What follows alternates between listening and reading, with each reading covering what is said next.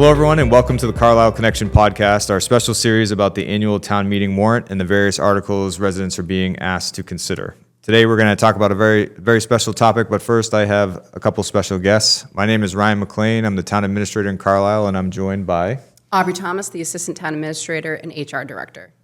And Dave Erickson. I'm a member of the Board of Health. All right, welcome. We're going to have a discussion today about compensation and classification, everyone's favorite topic. Very exciting. But before we get into that, Aubrey, thanks for introducing yourself. I know a lot of people around town know you and your work, but what do you do here in town, and what do you like about it? Hopefully you like what you do. Yeah. So I've been here for over 3 years. I'm the first assistant town administrator and HR director in the town of Carlisle. So my main job is managing HR, and so I've been shaping that department within the town and providing structure across town. And I also, as the assistant town administrator, help with the operational end of all of the town. And then also I have a social media hat and communications hat that I wear. So if you see anything on social media, City in the Woods blog, the newsletter, I'm generally behind that, most of the news flashes. A little of everywhere. And human resources obviously existed in the town prior to you, but you're the first person to help to organize and professionalize it across the spectrum. How has that process been? Has it been really easy to do? No, but it's been great, and I would say the town has been phenomenal. The department has been really great, and having consistency and being a point person for folks that come to for different processes has been really helpful for everybody. And I would say almost all the department heads across town, including the school, library, fire, everybody. Has been phenomenal to work with and trying to problem solve and make it so it's a more streamlined process. And I have the privilege of working with you every day, so I know this, but you like local government, right? Mm-hmm. This is a profession you chose. What is it that you like about working in towns? Sure. So I really like serving a community. That was one of my big priorities when I was determining, what my career trajectory would look like. And not only am I serving a community, but I can really see the impact on municipal level, and I really enjoy that. Well, it's great to work for you, and I get a lot of energy from you, so thank you. And Dave, you're joining us as well. Why would someone volunteer all of their free time in order to help a town? Well, I don't know that's all of my free time, but I actually started with the senior worker program, and so I started as a recorder for the Board of Health. But I turned out that I had some opinions about what was going on. But as recorder, I couldn't really say much, except as a member of the public. So I decided to go ahead and run for the Board of Health. I missed the nominating committee, so I did a write-in campaign. So I was first elected to the Board of Health, I guess about 5 years ago. My second term will expire next year.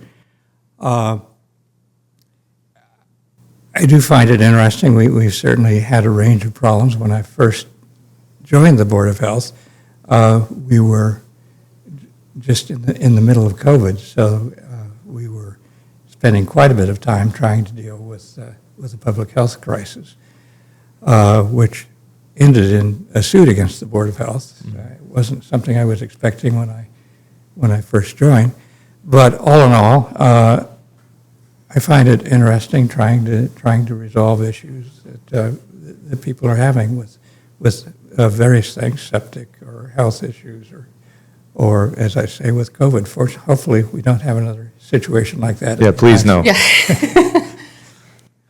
Yeah, interestingly, some of my first years as a town administrator were during COVID, so no one explained that to me. And if they had, I'm not sure I would have chosen the profession. But I'm glad I did, and we got through it, and it was great. So it's safe to say you're enjoying your time as a volunteer, and yeah. We certainly appreciate all the volunteers do here in town. I mean, the town wouldn't run without volunteers and its elected officials, so we appreciate the service, and we appreciate all the work that you do to help direct the staff. So thank you. Oh, thank you. And we're here now. We're going to get into the exciting part. We're going to talk about the compensation and classification plan. This is Article 18 on the town meeting warrant. It's something that is required, as Aubrey will get into, but can you tell us about why this article is necessary and how it works and why people should be interested in it? Sure. So residents see this every year. And the reason is because it's part of the town bylaw. So I'm just going to walk through a little of what that looks like. It's pretty technical, but. So at a high level, this plan is the framework the town uses to organize positions and compensation. It establishes official job titles, pay grades, and salary ranges for non-union roles and ensures consistency across departments. This process is grounded in state law, the town's personnel bylaw, and our personnel policies. Under Article 15, the classification and compensation plan must be approved by town meeting. The personnel policies, Sections 7 and 8, set out the requirements for how positions are classified, including written job descriptions, official titles, and internal equity standards that support equal pay for equal work under the Massachusetts Equal Pay Act. Importantly, official position titles are part of the approved classification plan, and any change to a title, classification, or compensation must go through the established review and approval process. In some years, you'll see that the only change presented is a cost of living adjustment that we call COLA. In other years, there will be updates that are made based on staffing or operational needs, and we try to emphasize that in the document. Those updates typically begin with a staffing change, such as a vacancy, a new position, or a request to modify an existing role. The appointing authority provides a detailed position description, which is then reviewed to determine the appropriate classification and official title.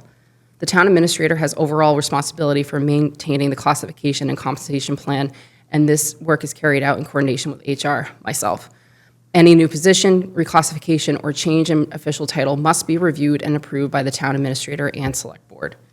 From there, we benchmark against comparable communities and review internal equity to ensure consistency across roles in compliance with pay equity requirements. We also coordinate with the finance department and work with the town administrator, select board, and finance committee to ensure an alignment with the town's budget. Once finalized, updates are incorporated into the plan and included in the town meeting warrant, where voters ultimately review and approve them. The goal is to maintain a consistent, equitable, and compliant compensation structure that reflects both operational needs and financial responsibility. So I have a couple questions before we move on. So Sure. you said a couple of words in there that I'd like to define for people to make sure they understand. So compensation and classification. Sure, yeah. What is the difference? Right.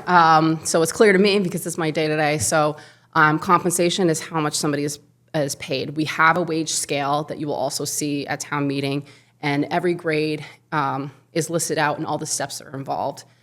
So folks generally have a step increase every year, and that scale is also adjusted for COLA every year. So you'll see that annually, and that will look different annually. Every classification is where do they classify in those grades, right? So where do they fall in that? And so that's really important. And so when we are looking at a position title, any sort of change or an addition, I should be looking at comparable communities and also looking within other departments with a similar role to make sure we are both competitive but also being equitable with pay compared to similar roles within town. Okay, and you said it, but I just want to emphasize it. You used the word equity a few times. What does that mean in this context, and why does it matter to residents? Making sure that staff is paid for the same amount of work. So if they have similar job functions, responsibilities, requirements to have the position, that pay is reflected the same to make sure that there's no discrimination between staff for pay. So in its best case, everyone feels like they're equal, and its worst case, people feel discriminated against. Yes, correct. Not an easy job, Aubrey. No, it's a lot to balance. So some of the classification changes you'll see on the plan this year on the non-union side, right? Because union contracts dictate union employees, but there was a lot of work done with the DPW, and there was a lot of work done with the facilities department. Why are we seeing so many different classifications this year? Sure. So for the residents to understand more with the DPW, we've done a lot of work for the last few years with the DPW and the select board in defining what the DPW needs for staff, what the qualifications are required, and also to think about recruitment, right? So it's getting incredibly challenging to get somebody who already has the CDL, the hoisting license, to become a heavy equipment operator. So we provide an opportunity for new staff to grow. And so now what we have listed in the classification plan is to start folks at a lower level where they can work to be promoted to higher grades as they get their qualifications. And that makes them more useful for the DPW as well and the stronger assets. So it's supporting growth and retainment, but also making sure that we are following the new transparency pay law as well to make sure that the range that we're advertising is what we're able to provide as appropriately, so we can make sure that people understand what they're qualified to be paid for and when they can become promoted to a higher level. And a lot of new facilities positions Sure. on here. I'm looking at facilities and maintenance tech, lead custodian, facilities director. Where did these come from? Yes, so the town side of Carlisle, of non-school side, we are now managing all of facilities because now we can manage the facilities of all of the town buildings. With that in mind, any sort of custodial position, groundskeeper position is now under that umbrella. With that, they have now been added to our classification plan. So you'll see new titles such as groundskeeper and lead custodian to make it so they fit within our wage scale appropriately. So it's the same positions, just making it so it's within our classification plan, because the school is excluded from this classification plan. So they existed on the school side. Correct. Under their policies Yeah. and procedures, but now they're moving to town and town has to vote on it. Exactly. Great. And then the another one here before we go back to Dave is the communications director. So this one came about because during their union negotiations with the dispatch union, we decided that the supervisor position, and this was decided by, the union and the town side decided the communications director should be a non-union director position, answerable to the town administrator and the police chiefs. So that position did exist, but in a union contract and has now been appropriately classified on the scale. So you'll see that. So there's a lot of bold on here, but we wanted to explain all the DPW related positions and all the facilities related positions. There was a big reshuffling with that, which is why they're all on there. And communications comes from the union contract negotiations. And also, like most small towns, the town of Carlisle has different appointing authorities. This was discussed a lot last year during the town administrator bylaw discussions, and it is discussed at length in most small towns when going over authorities and responsibilities in the town. So there are a few departments where the appointing authority is a board and committee, and one of those is the Board of Health. So Dave's here to talk about the classification of the health director position, which is also bold on this plan. Well, the health director position, we actually created the health director position about a year ago and gave that position to Linda Fantasia. Linda had actually been hired in 1986. She'd been here nearly 40 years, at that point 39 years. She was, in our view, fulfilling the functions that we would normally expect of a director.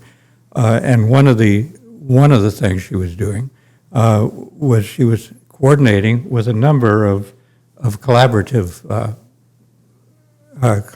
agencies. So she was coordinating with Great Meadows Public Health, Central Middlesex Mosquito Control Project, Central Middlesex Emergency Preparedness, and others.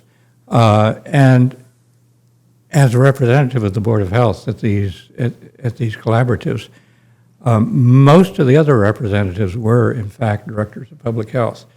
So having a title of public health agent probably made her appear a little less, she's given a little less respect at some of these collaboratives. So from an external point of view, for basically Carlisle to be viewed on an equal footing with other towns, it seemed appropriate for her to have the title of Director of Public Health.